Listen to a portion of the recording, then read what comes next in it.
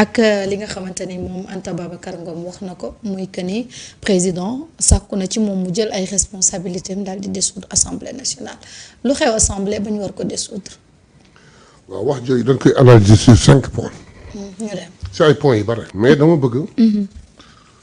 dama bëggoon xam ndax dafa argumenté wax jooju.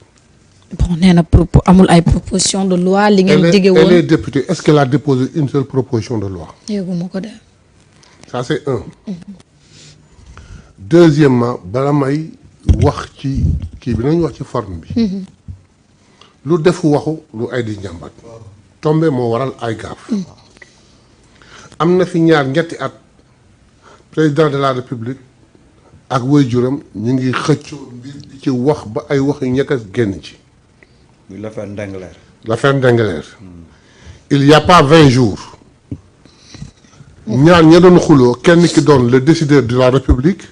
dem woo kenn ki décoré ko. ba ñuy wax naan ñaara mën a am. mooy lan doon xëccoo waa ji daf ko faf bàyyeeg moom ni ko waa kon nag génn naa ci mu décoré ko. wala boog lu xew. ci diggante bi.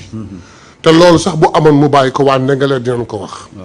teguñu ci fukki fan ak juróom doom ji génn nii mel na ku tafu ci président de la république di ko def clin d'œil naan na dissoudre assemblée. waaw lu tombee waral ay gaaf ñetti affaire yooyu tegloo dafa xaw a. jaxase suma xel ban jàngat nga ci def dama si jàngat rek ni il fait un clin d'œil elle fait un clin d'œil day wane ne rek peut-être elle rejoindra bientôt. la coalition Diomaye président.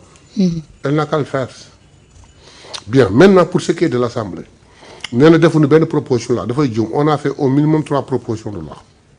Deuxièmement moom député la pourquoi deful proposition de loi bu ñu dégg ñett donc mënul reprocher loolu dossier yi ñetteel ba. moom xamul nit ma xalaa fekkewul parce que du bokk ci formation yi. lu mu ciy ñëw ndegam mi ngi ñëw la mu cay ñëw barewul. kon si absenté pendant une année comme tous les députés étaient de service dans les séminaires les ateliers et les formations li mu ci fekkee barewul on a passé tout un an à nous former au point où maintenant tous les députés sont aguerris maa ngi lay wax semaine passée naan leen xaar leen 2026 vous verrez une assemblée que vous n'avez jamais vécue moom loolu xalaatu ko ensuite mu bëgg dissoudre assemblée elle n'est même pas capable de comprendre que ni le président actuellement mënul ci assemblée dara tant que le mois de novembre jotul te mois de novembre bu jotoon il fait un habit comme ça. On n'entrave en rien le travail du gouvernement. Nous faisons correctement et mieux que les autres assemblées notre boulot. ah defal ko lépp li mu bëgg. entravé wuñ ko bloqué wuñ ko di liggéey suñu liggéey mu xëy damay dissoudre. bien sañ na ko mais ma wax fii tey à l'endroit de Anta Babacar Ngom. pour une réponse à l'endroit du président de la République qui a le droit de dissoudre l'Assemblée pour avertir pas avertissement pour wax ko. ni ko bu ñu yeggee novembre mu dissoudre assemblée on a 30 députés on aura 145 députés voire 150 députés na ko def ça nous laisse au pôle nord. mais entre-temps nous allons continuer notre boulot comme cela se doit bu dissoudre assemblée ñu jógee 130 on ira à 150 députés. ah bon waaw te Anta Babacar Ngom ne sera plus député. lu tax amul fan la koy demee fan la koy jaar ba nekkaat député. la ko mayoon député dootu ko am ci portion bi ñuy nanguwaat di ko boole 130 yi pour àgg 150 portion boobu ci lay bokk donc je ne sais pas wax ci mu wax fan la ko jëlee mais daal ce qui me gêne. man ci wax ji bu ma ko déggee mooy toppante wax ji ah papam xuloo kii ñu waxtaan ba mu ñagas ba Sénégal yëpp pendant presque 1 mois kenn nelawul ci loolu ñu jóge ca kii nekk décideur jékki-jékki décoré kii nit ñi wax loolu pare gu nga ñëw tafu ci kii naan dissoudre assemblée bu la deful dara te ngay député. loolu rek ma ci xaw a jaaxal. ah mais dégg naa la sa biir wax nga ne moom bokk na ci député absenté ici ci commission yi parce que elle n'est pas régulière elle vient nag mais elle n'est pas régulière comme tous les députés non elle n'est pas régulière. bu ñëwee du toog de 9h à 0h non même dans les commissions day ñëw toog inscrit sur les commissions si on a fait 21 jours elle n'a pas fait 15 jours.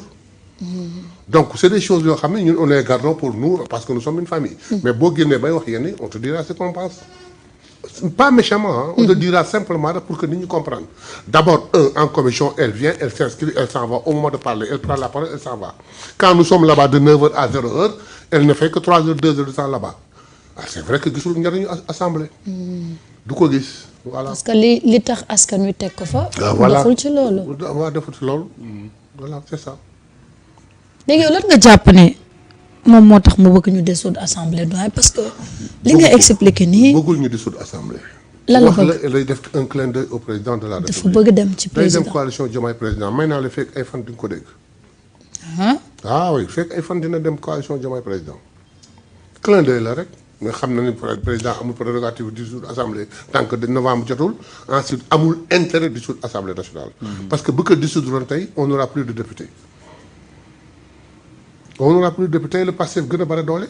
waaw mais doyen coalition boobu nga xam ne mooy coalition Diomaye président loolu suicide la pour Anta Babacar parce que quand même coalition la boo xam nañ ni amul avenir peut-être politique dans l'avenir bi ñu jëm au futur parce que ñi fa nekk ñëpp sénégalais yi dañ leen yàbbi moom muy xale di doog a door ci politique lan la war a mën a def coalition Diomaye président. mais Anta depuis qu'elle est Anta moi dans tous les plateaux je l'estime tellement. que dama koy wax toujours yoon bi mu jaar du noonu elle fait toujours de mauvais choix.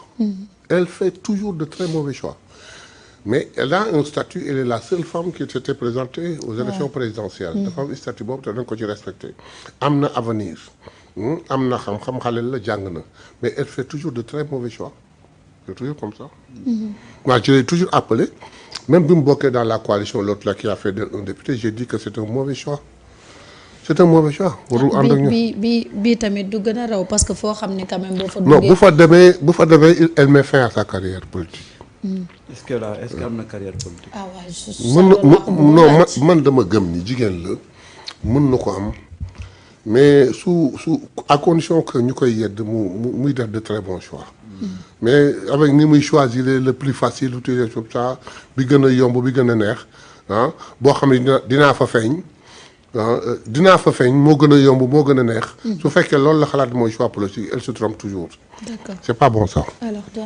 mais xam nga yenn déclaration yi ça relève de l'irresponsabilité totale xanaa xamoon ne normalement yii nii. le procureur dafa war a autosaisir. lu tax. mais comment tu peux voir un pays stable les institutions fonctionnent normalement nga xëy ñu ne benn nit xëy ne nañu dissoudre l'Assemblée nationale. C'est comme si man ma yeewoon rek ne nañu destituer le président de la République parce que député bi dañ ko fal ni ñu falee président ni présidence nekkee institution noonu la assemblée nekkee institution assemblée dafa am problème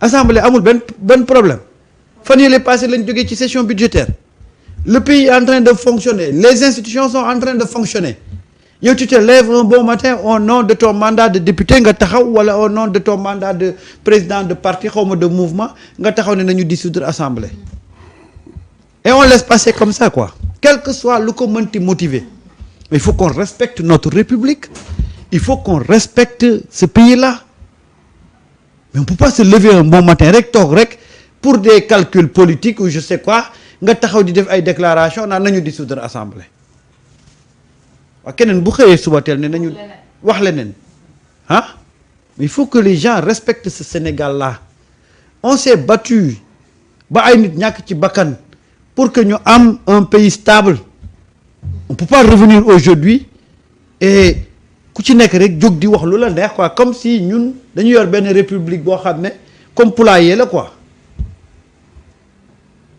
ni mu jàppee poulailler bi bu mu ko jàppee assemblée bi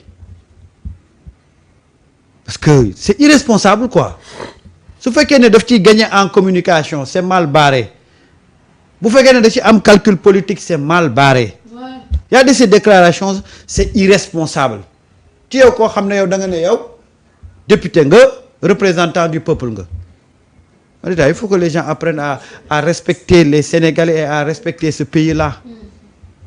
Pour une assemblée qui a décidé d'être la meilleure législature de tous les temps ñu nekk ci yoon wi di ko def. mais révolutionner assemblée changer texte yi defar yëpp nekk en cours nga taxaw na ko dissoudre moi je crois que ñun députés yi ñoo war a sax def une proposition de loi. mais absolument. On ne peut pas priver le président de dissoudre l'assemblée au besoin mais il faut qu'il y ait une raison mais pour une assemblée qui marche qui bu entrèvewul en lien le travail du gouvernement je ne vois pourquoi ñu koy dissoudre. Comme ça tëb rek dissoudre assemblée mais bu fekkee comme assemblée bi fi jógee di entraver la bonne évolution du kii de la république à tout état de choses là je comprends mais nous qui sommes là, qui sommes en train de faire notre travail comme il le faut, hein, nous prenons être la meilleure législature de tous les temps. Le président dit que nous sommes top petit, et même elle, avant sa déclaration là qui me vient du, je ne sais pas, qui me tombe à la tête, mais moi, nous avons un mouvement bien, dit qu'il parce qu'elle a représenté les non inscrits à un certain moment. Dit pendant une certaine période où elle faisait son boulot. Hein? Bien qu'il y a une régularité comme. Parce que nous, qu'on le dise, nous, majorité, nous avons une régularité. Nous faisons de 9h à 0h. Nous faisons tous les jours.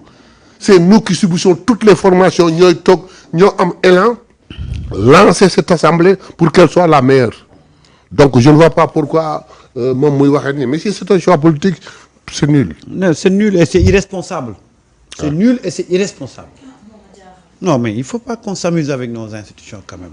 Non. Hein? Yo. Non, c'est-à-dire que faut que malheureusement, ceux qui prétendent parler au nom du peuple, ils ne le méritent même pas.